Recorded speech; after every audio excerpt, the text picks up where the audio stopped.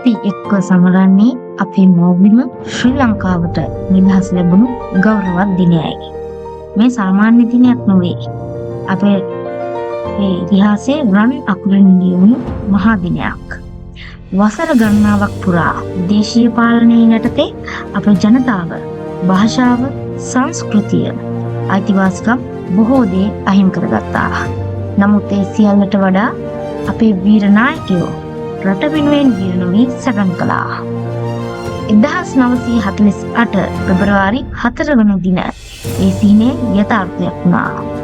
අපේ රට නිදහස් ජාතියක් බවට ලෝකයට පෙන්වා දුන්නා.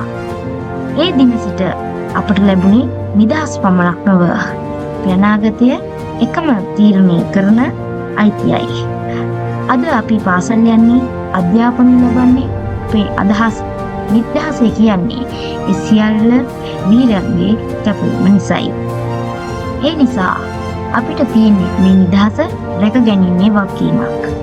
ජාතියක් ලෙස එකට එකතු වෙලා ජාතිය, ආගම්, භාෂාව වෙනස් වුවත් ශ්‍රී ලාංකිකයන් ලෙස එක හදවතක් වෙලා ඉදිරියට යාම අපේ වගකීමක්. අපි වෛරයෙන් නොව සාමයෙන් ජය ගන්නා, අපි විනාශයෙන් නොව සංවර්ධනයෙන් ඉදිරියට යන රටක් ගොඩනගමු. අපේ අද කුඩා ක්‍රියාවලියන්ම හෙට දවසේ ශ්‍රී ලංකාව තීරණය වෙනවා.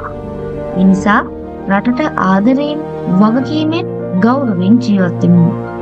වීරයන් සිහි කරමින්, නිදහස අගය කරමින් අලුත් හෙටක් වෙනුවෙන් එකට පියවරක් තබමු.